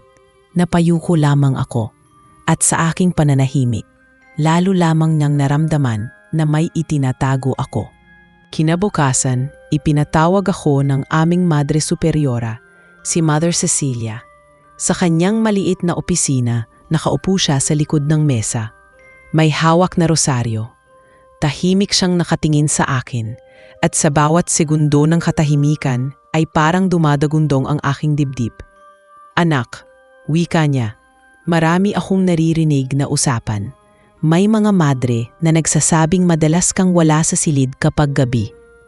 May mga nagsasabing nakikita kanilang lumalabas ng mag-isa. Totoo ba ito? Hindi ko maitanggi. Umiling ako sabay umamin. Opo, lumalabas po ako. Ngunit hindi dahil sa masama. Doon lamang po ako nakahanap ng kapayapaan. Hindi siya agad nagsalita. Sa halip, mas tumalim ang kanyang tingin. Kapayapaan ba ang hinahanap mo o may iba ka nang hinahanap? Ang tanong na iyon ay tumama ng direkta sa akin. Hindi ko alam kung paano sasagutin nang hindi lumalabas ang lihim.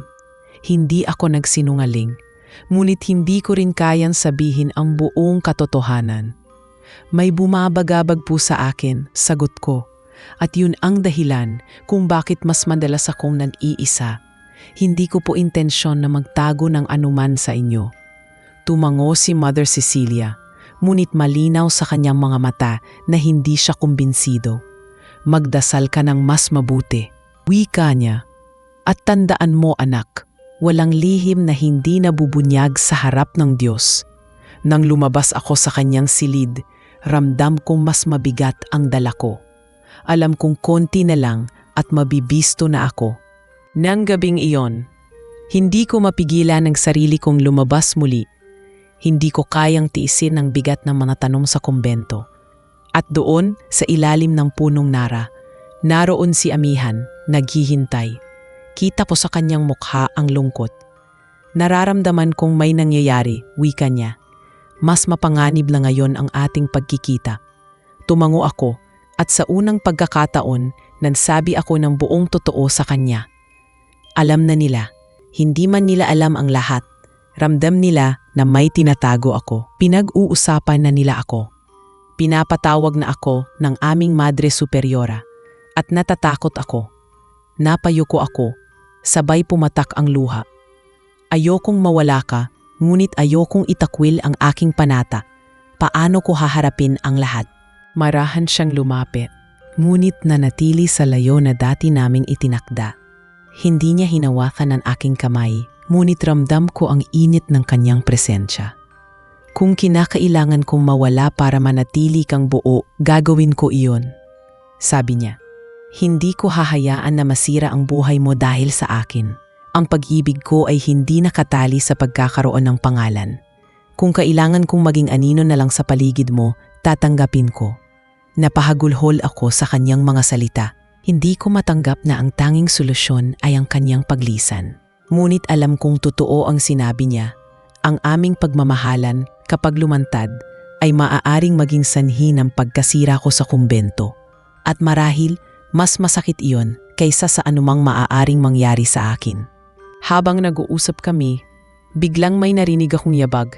Mabilis akong napalingon at sa dilim ay nakita kong may nakatayo sa malapit na pasilyo ng kumbento.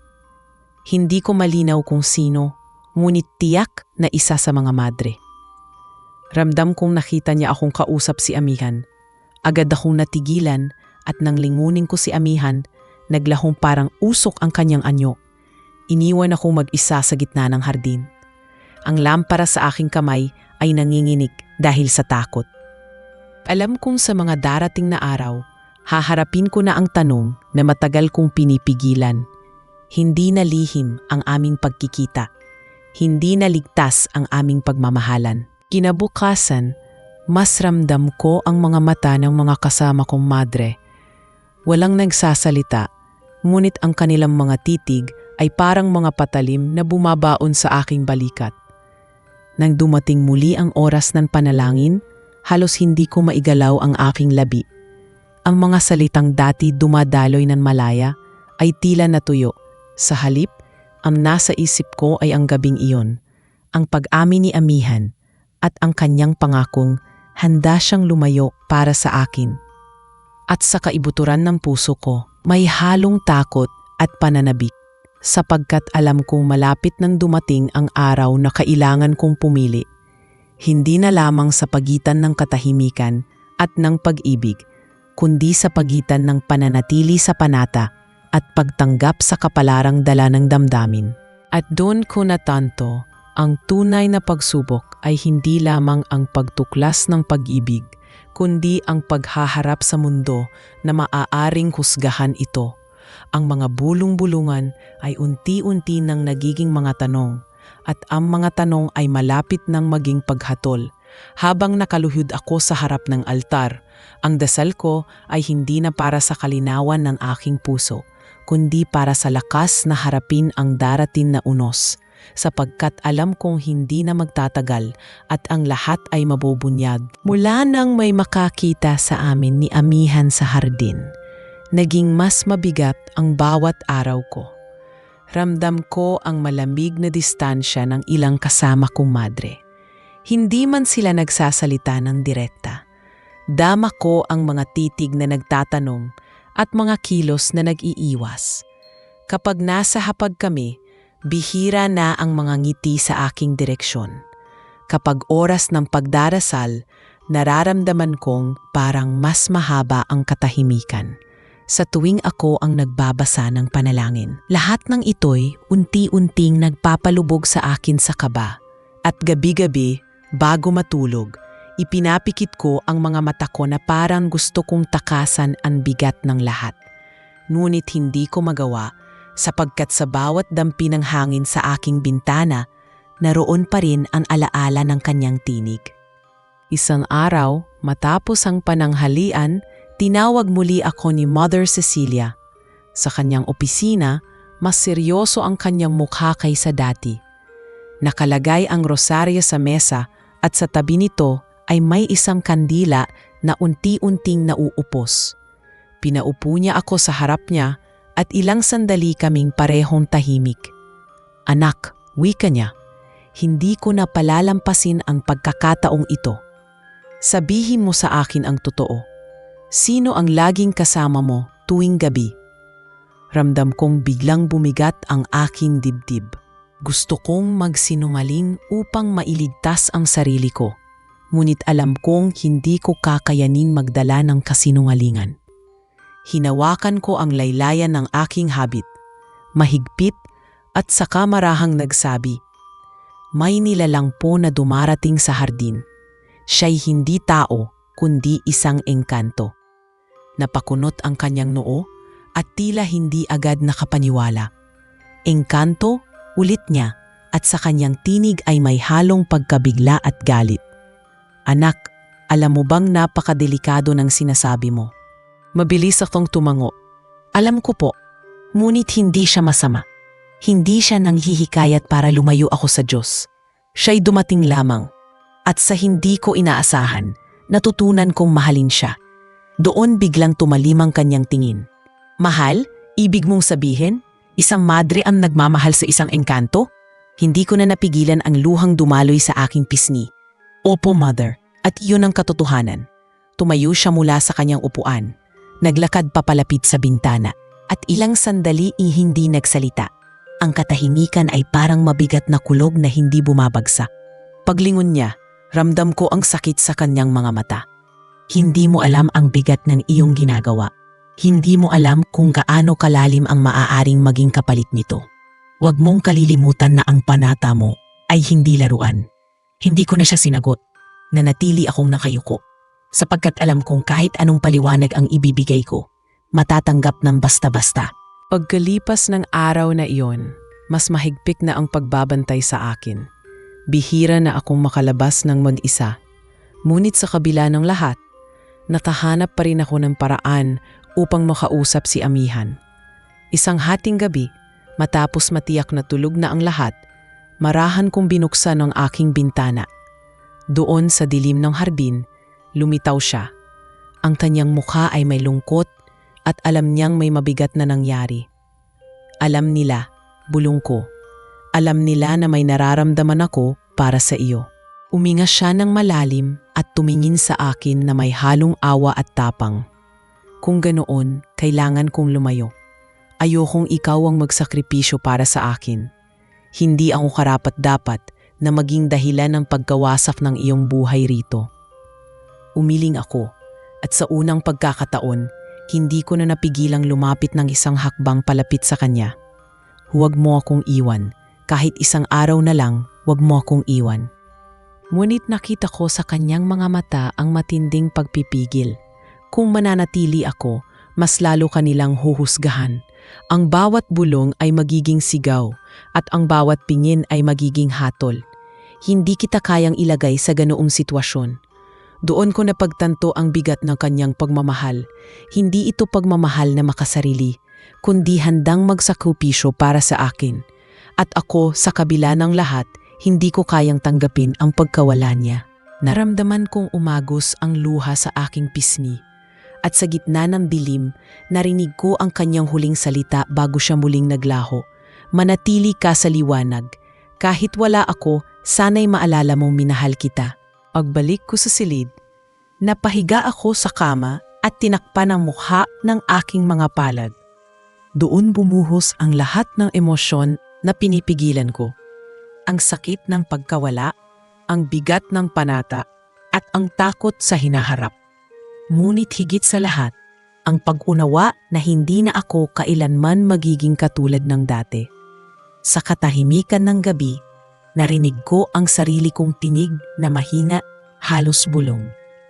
Panginoon, kung ito'y pagsubok, bigyan mo ako ng lakas, sapagkat hindi ko alam kung paano mo papatuloy na parang walang nangyari. Kinabukasan, nagpatuloy ang aking mga tungkulin sa kumbento, ngunit ramdam kong iba na ang lahat. Ang bawat hakbang ko sa pasilyo ay mabigat. Ang bawat panalangin ko ay puno ng pamumulila. Ang mga mata ng aking mga kasama ay mas mapanuri at ang mga bulong-bulungan ay mas maingay. Ngunit sa kabila ng lahat, sa kaibuturan ng puso ko, nananatiling buhay ang alaala ni Amihan. At kahit wala na siya, alam kong hindi magwawakas ang damdamin ko. Sapagkat ang pag-ibig na iyon, gaano man kahirap, ay naging bahagi na ng aking pagkatao. At iyon ang pinakamabigat at pinakamatapat na katotohanan kailangan kong dalhin, kahit hindi nila maintindihan. Mula nang lumayo si Amihan, ang mga araw ko sa kumbento ay naging mabigat na parang bawat hakbang ko'y may nakatali sa aking mga paa. Sa bawat oras ng panalangin, tila hindi ko maramdaman ang dati kong sigla. Ang mga salitang lumalabas sa aking bibig ay parang inuusal lamang ng dila, ngunit hindi na nakakarating sa puso. Sa halip, ang puso ko ay puno ng mga tanong na walang kasagutan. Sa katahimikan ng gabi, nakaupo ako sa aking kama, nakatitig sa krusipiho. At paulit-ulit na tinatanong ang sarili, ito ba ang kalooban ng Diyos o ako ba ang nagkulang sa Kanya? Sa tuwing lumalabas ako ng silid, ramdam ko ang malamig na distansya mula sa aking mga kasama. Hindi nila kailanman hayagang binanggit ang nakita nila, ngunit malinaw ang kanilang kilos. Kapag ako'y dumaraan sa pasilyo, may mga tingin na tila sumusukat sa akin. Kapag ako'y nakikihalubilo sa hapag, halos walang bumabati ng ngiti. Ang bawat paghinga ko ay tila isang paalala na ako'y naiiba na ako'y may tinatagong lihim na bumuo ng agwat sa akin at sa kanila. At sa bawat titig nila, ramdam ko ang bigat ng kanilang hindi nasasabi, parang isang pader na hindi ko mabasag. Ngunit ang tunay na pinakamabigat ay ang tahimik na paglalaban sa loob ko. Tuwing gabi, bago ako matulog, bumabalik sa isip ko ang panaginip ko noon tungkol sa tulay. Ngayon ay mas malinaw pa. Nakatayo ako roon at ang dalawang pampang ay parehong nagtatawag. Sa kanan, naroon ang kumbento, maliwanag, payapa, ngunit parang malamig. Sa kaliwa, naroon ang kagubatan, puno ng buhay at kulay, ngunit may halong pangamba. At ako, nakatali pa rin sa gitna, hindi makagalaw, hindi matapili. Sa paggising ko mula sa panaginip, nananatili ang tanong, hanggang kailan ako mananatiling nakapako sa gitna? Isang hapon, matapos ang mahabang gawain sa kusina, nagpasya akong lumabas at maglakad sa paligid ng kumbento. Hindi ko balak tumakas kundi hanapin lamang ang hangin na magpapagaan ng aking dibdib. Dumiretso ako sa hardin at sa bawat hakbang ay naramdaman kong bumabalik ang mga alaala ng aming mga gabi ni Amihan. Ang bawat dahon ng Dama de Noche ay parang boses niya. Ang bawat ihip ng hangin ay parang haplos ng kanyang presensya. Ngunit wala na siya roon. Ang kanyang pagkawala ay nag-iwan ng isang espasyong hindi kayang punan ng kahit sino. Napaluhod ako sa tabi ng punong nara at napaiyak. Doon ko inilabas ang lahat ng sakit, ang lahat ng pamumulila at ang lahat ng tanong na kinikimkim ko. Panginoon, bulong ko, bakit mo ako hinayaan na maramdaman ito kung hindi pala ito para sa akin? Matapos ang gabing iyon, nagpasya akong harapin ang sarili ko ng tapat. Hindi ko kayang magpatuloy na parang walang mangyari. Hindi ko kayang ipagpatuloy ang panata kung kalahati ng puso ko ay nasa isang damdamin na itinatago. Kinabukasan, matapos ang misa, naglakad ako papunta sa opisina ni Mother Cecilia. Huminga ako ng malalim bago pumasok. Nakaupo siyang muli sa kanyang mesa. Nakatingin sa akin na parang alam niya ang dahilan ng aking paglapit. Anak, wika niya. Handa ka na bang magsabi ng totoo? Tumango ako at sa unang pagkakataon, walang takot kong binigkas ang lahat. Ikinuwento ko ang tungkol kay Amihan, kung paano siya nagpakita, kung paano niya ipinakita ang kanyang pagmamahal, at kung paano ko ring natutunang mahalin siya. Habang nagsasalita ako, bumabalik sa isip ko ang bawat gabi, bawat salita, bawat pag-amin, at sa bawat pagbabalik, ramdam ko ang bigat ng aking pag-amin. Tahimik lamang si Mother Cecilia habang nakikinig. Walang anumang pagkagulat o galit sa kanyang mukha, kundi isang malalim na pakikinig.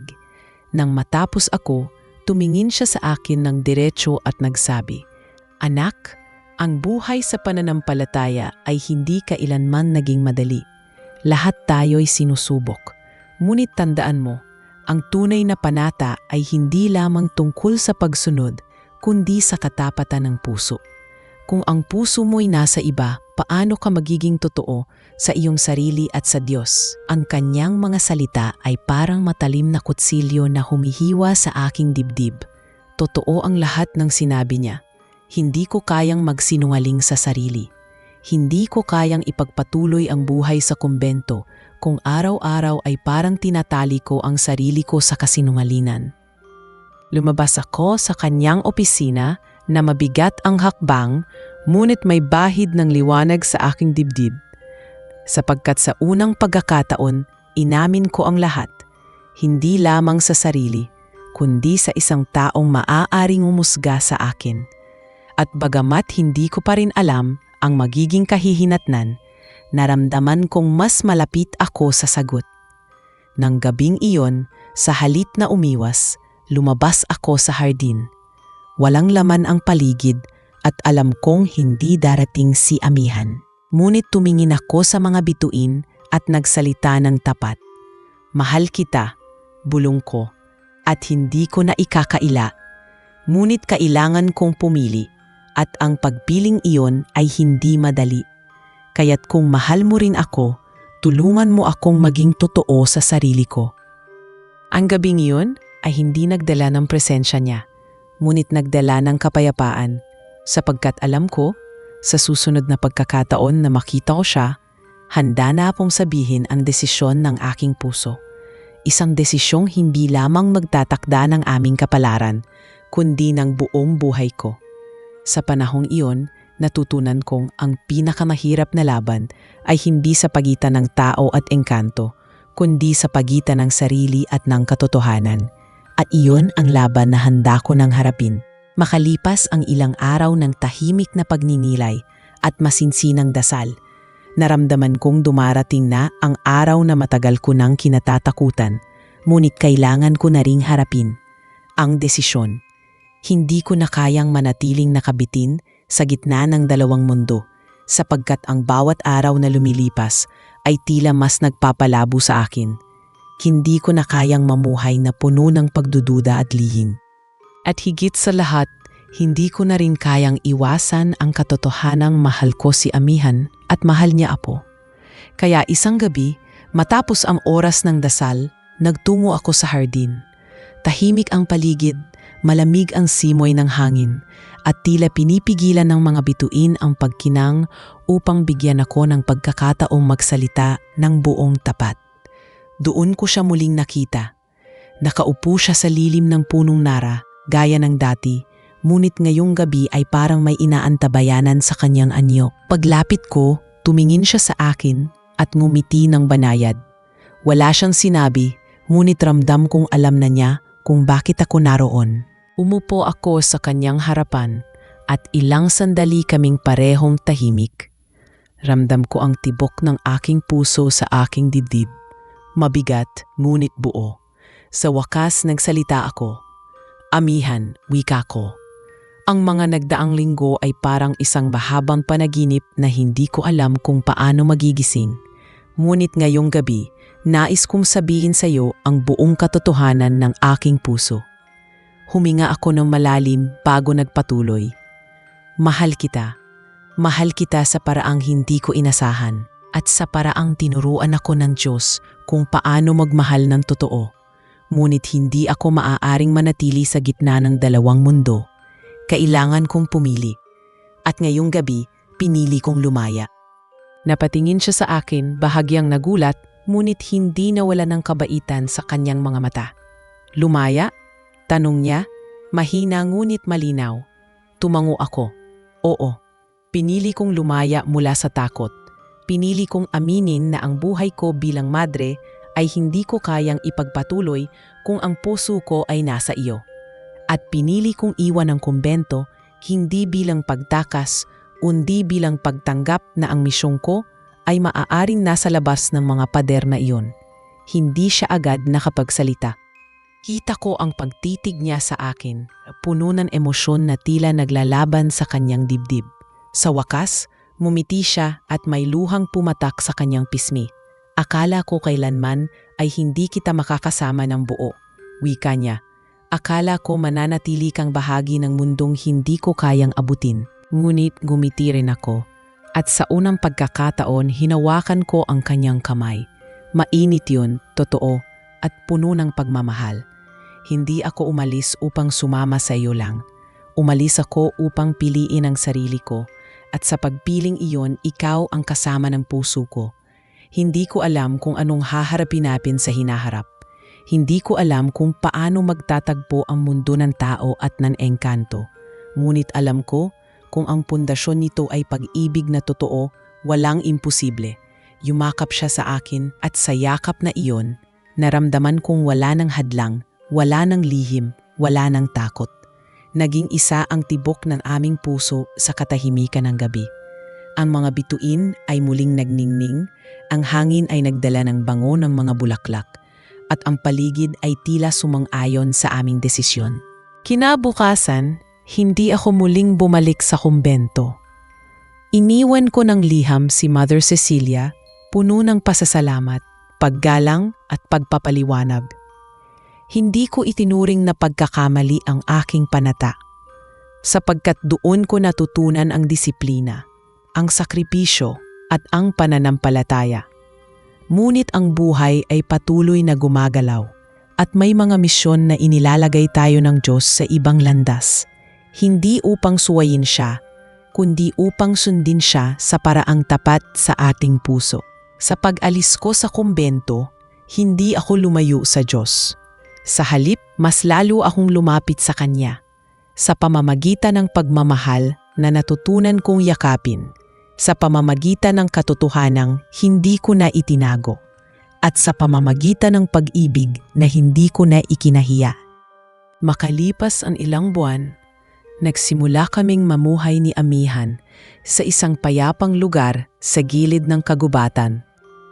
Doon, Itinayo namin ang isang maliit na tahanan kung saan bawat umaga ay may halakhak at bawat gabi ay may dasal. Naging bahagi ako ng isang komunidad na muling nagturo sa akin kung paano magmahal at maglingkod. Ngunit sa ibang paraan, hindi bilang madre, kundi bilang isang babaeng tapat sa kanyang damdamin at tapat sa kanyang paniniwala. At si Amihan, kahit siya'y engkanto, natutong mahalin ang mga tao at tinanggap ang kabagalan at kabiguan ng aming mundo, sapagkat sa puso niya, naroon ako at iyon ang sapat. Hindi naging madali ang lahat.